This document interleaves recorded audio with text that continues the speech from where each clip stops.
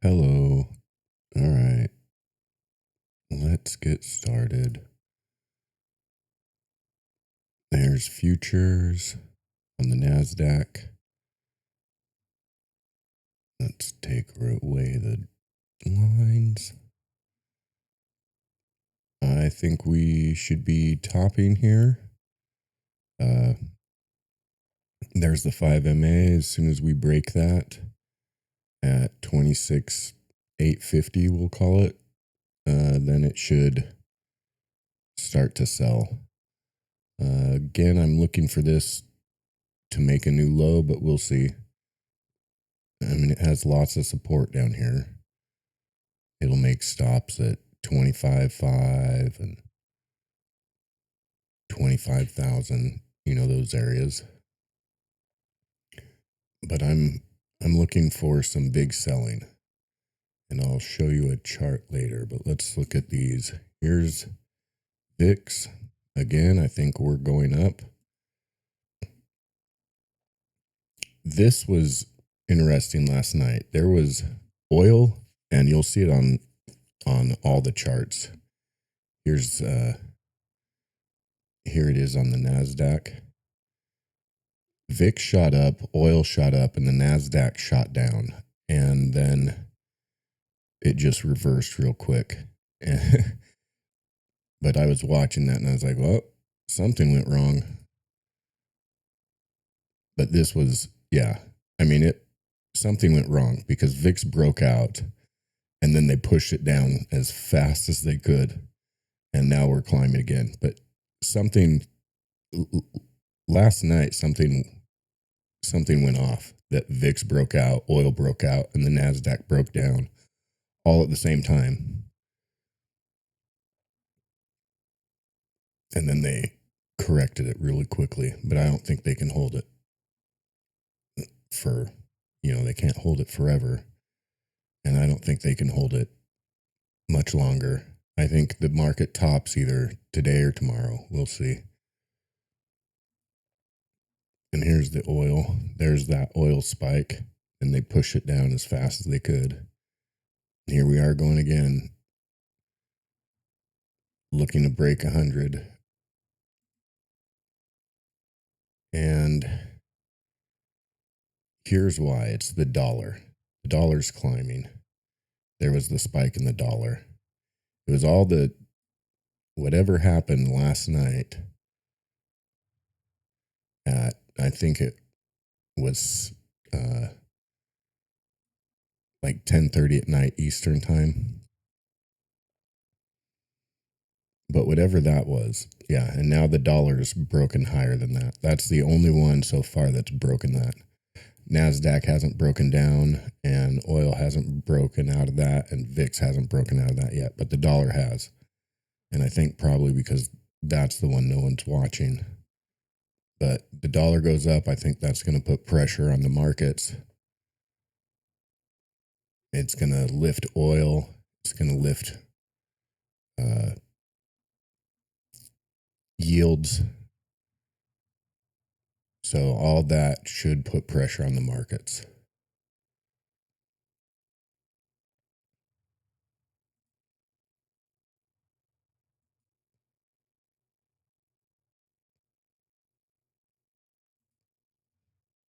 Weird.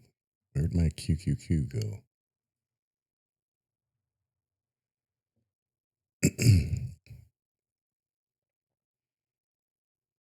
We are at the bottom expected move for the day already. That was 650. And so it touched that already.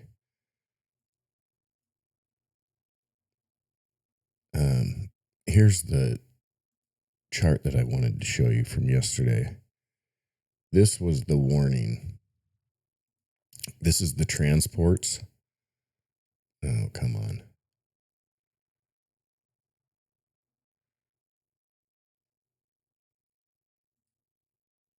This was the transports yesterday. So this is telling you the economy's sick. And that's also, that peaked. And this is what I expect the markets to do. maybe not today. I kind of expect it today and then continue tomorrow, but we'll see. I think the transports are leading, and I think they'll probably sell down pretty hard again. But yeah, this is the same essentially as the Nasdaq with this run from the bottom, and then that just ended and took out an entire week in a day. So if that were to happen, that would put us at like 620, 626, something like that. If we did a similar wiping out a week in a day. So just be careful up here. This isn't, things are not going well. No matter what they try to convince you of.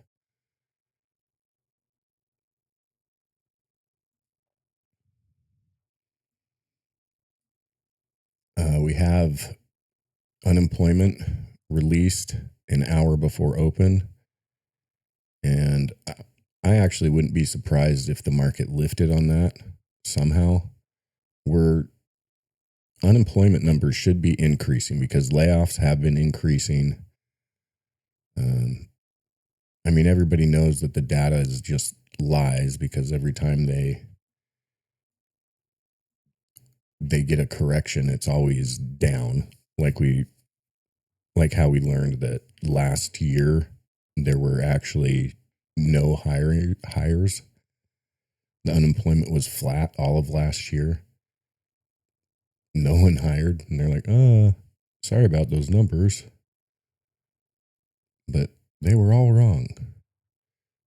And so that's essentially what it is. They just revise them down after but I mean, people know because you read all the headlines about all these Meta laying off 8,000 and all of these things. So the people know it's on, comedians are making jokes about it. So the news is out there. It's just whether or not the market takes it into account. But anyways, after that, then we have PMI, which is Producers Manufacturing Index, which is how much they pay for their goods. And we should start seeing the closure effects now. That should start showing up soon. So it's interesting that they're releasing those like 15 minutes after open also. That's an odd time. But I expect those to start climbing soon. And both those are bad. And when you put them together, unemployment climbing and goods prices climbing, that's a recipe for disaster, especially since we know the Fed is trapped. They can't lower rates and they need to raise them. But the economy's not healthy enough to raise rates. So they get stagflation.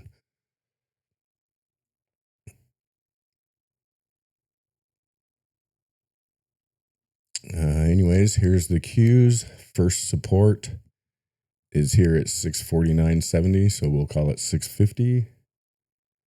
And the 5-day moving average that it needs to stay above is 648.50.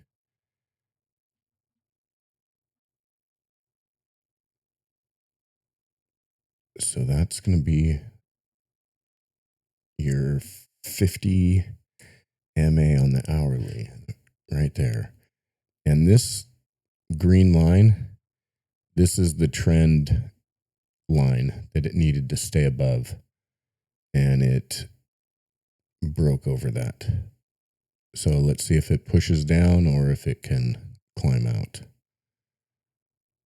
And that's this green line. That just means it's broken its trend. So it hasn't, nothing earth shaking yet. It's just, these are all warnings.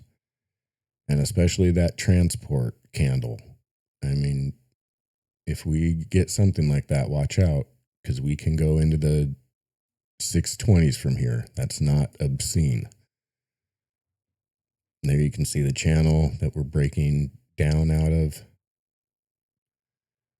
So, yeah, just be very careful here. The things I like are oil, energy. Um,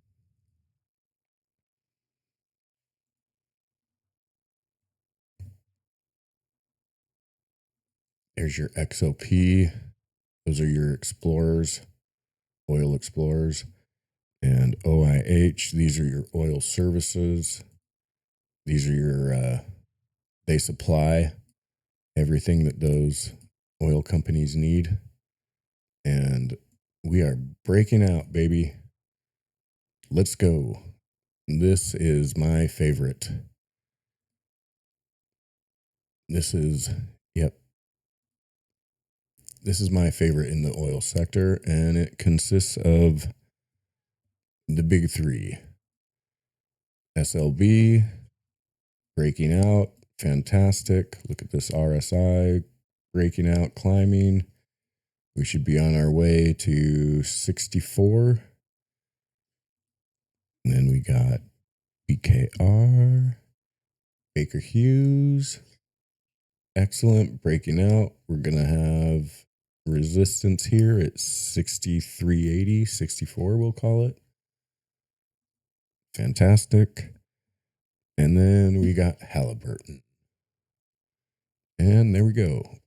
Again, same thing. Should get resistance here at 39.88. Call it 40 or so. But that's where I'd like to be. Outside that, my favorite oil is South American. EC. This is getting ready to break out.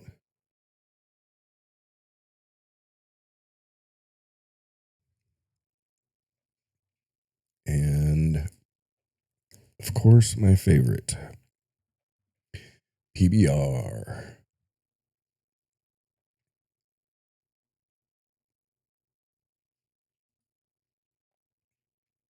Should be getting ready to break out. Excellent. And then the little runner, because it's an oil supplier in a in a oil deficient area. So looking for this to pop and go. This is just a bonkers. Let me hide all my nonsense. Look at our low back here. We're just building higher lows, higher highs. I mean, this thing is getting ready to be a monster. And then on a bigger scale, look at our low back here and look at that high. So, yeah. And this was the COVID oil. So imagine what we're going to do here, because this is worse than anything that happened during COVID. I mean, we have, because demand hasn't been completely destroyed like it did during COVID, although that's coming. And that's the only way they slow the energy consumption down. But anyways, we still have high demand right now, and there's just not enough oil to fill it. And look at this, how these are pinching. This is the daily. So yeah, I think we're getting ready for a big move in Indo here. Big move. Probably near 570 would be that would be the first pump, I think.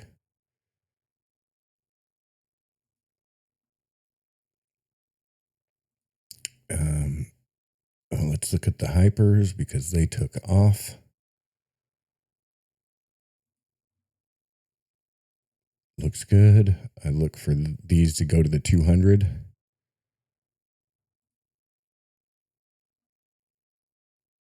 For Oklo, that's 85. Light Bridge is almost there, 1580. See, we're on the 9 count already. So I just expect one more move out of these, and maybe even just at open, like just pop and then just get sold down. But we'll see. New scale, I mean, that's a big move. 26. It's had some big moves, and I said these keep growing, and I'm like, it's going to have a 30% day. It's getting close. Nano, and look at these. Look, 15, 16%, 8%. That's the laggard. And then 15%, 13%. That's crazy.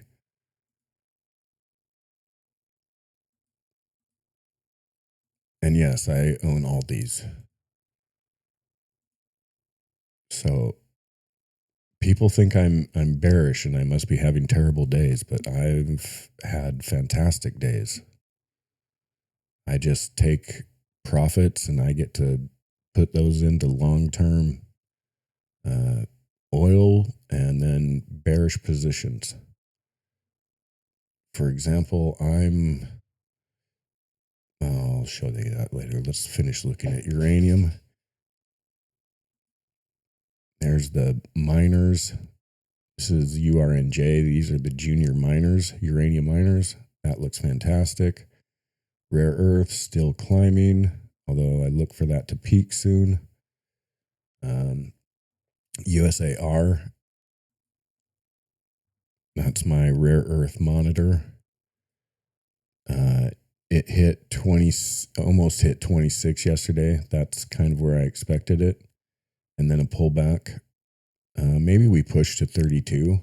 That would be fantastic. But yeah, I took profits yesterday on that. So that's your rare earths. I think we get one more spike, and it could squeeze up for a long time to finish this, especially since we're breaking out of this. But yeah, probably a bad time to take profits, but I expect us to get a pullback here. URA, look at that, just flying. Uranium just flying. Okay, let's look at some of the miners. CCJ, these are the big dogs. If you want to own like the Exxon Mobil of uranium, here it is. This is my little flyer, and yeah, she's taken off. My average on use like $3 or $4, something stupid. Same with DNN. My average is in the cents. But yeah, that one actually got flagged for a breakout. So yay. Encore lagging. NXE finally going. Good. And then I'm in a couple little runners, but two of my favorites. This is one, GIL ATF. And I think we should be getting ready to get a move up to $1.30, $1.40. And then APIA is what I always call it. Not sure, but and this I think is getting ready to run again. This run was fun. And so hopefully we're packed and ready to spike again. But these are risky. So these are just small percentages of my portfolio just for fun. See how they go. But I wanted to show you what I was shorting. And I started shorting this yesterday. And I will probably continue to short it today.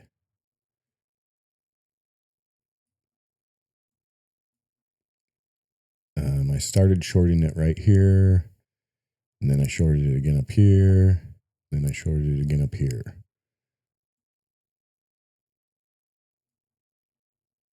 And this is just a 3 times long of socks, which is your semis.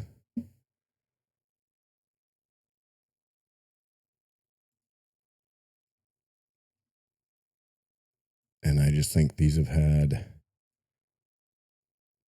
much too big of a run.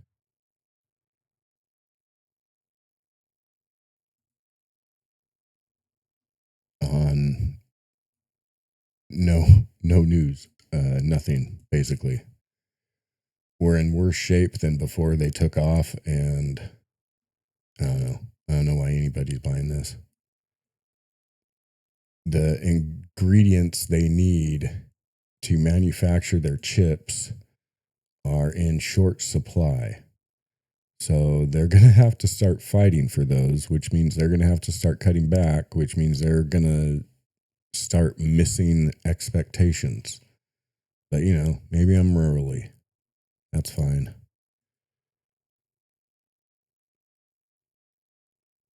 That's just an ungodly spike for no darn good reason. And you're way far away from all your moving averages. And nothing stays away from the moving averages for very long. Okay, I got asked about weed because that is flying. Absolutely flying. Trump said he was going to reclassify it. So we'll see. I mean, he says that every time the market needs a boost. He tweets lots of stuff. But they did approve the psychedelics. So, I mean, it makes sense. We are hitting the 200. So, caution, especially since this has been such a massive run.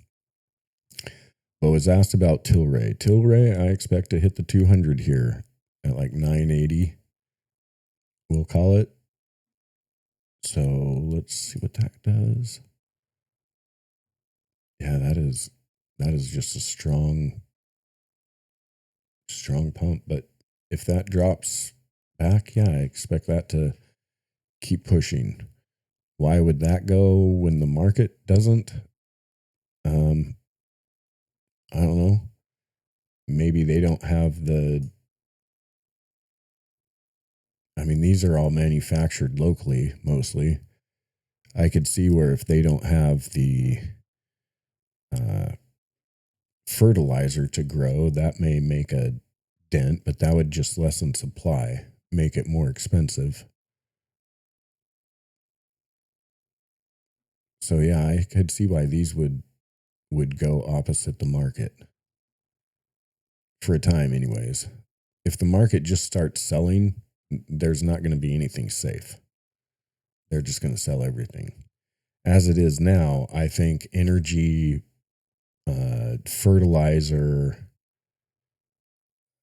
I think those things are good for now because we don't have demand destruction yet. They haven't locked us down yet. Europe, they're starting to. Again, the blue is wheat, yellow is corn. They are both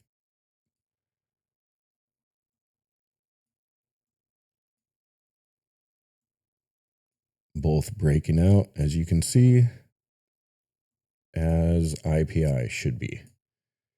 We should be starting to boogie here.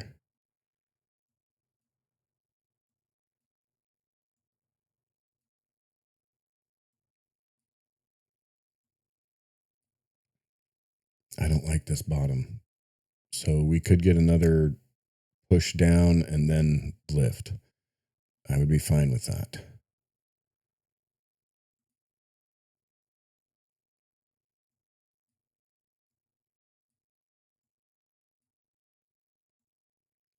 Rig. This should start lifting. We have divergence there, so we should start pushing up here in rig. The one that really flew yesterday was WTI. That was a WTF. 20% in a day. I mean, that was fabulous. And look at this. That was just a triangle breakout. I mean, that's beautiful. Hopefully that gets a pullback for another entry. But yeah, on 20% days, I'll sell this because you're not going to see a lot of those. So I always expect a healthy pullback after a huge day like that.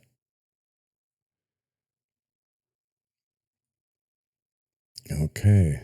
Looks like Hyper's starting to move in the pre-market, or maybe just new scale. No, because Lightbridge is also, it's just not showing it. No, because it's still down from where it closed. Yep. I'm looking for one more spike out of these before a pullback. Okay, let's close one more with the Qs. The upper expected move is 660 today. So if it can hold the 650 and bounce, then 660 would be my target. But again, we've broken the trend lines here, so I'm very cautious, especially after the day the transports had. Overall, I'm bearish tech and I'm bullish energy. And that's where I am today. So with that, be safe out there. It's a crazy market. And as always, good luck.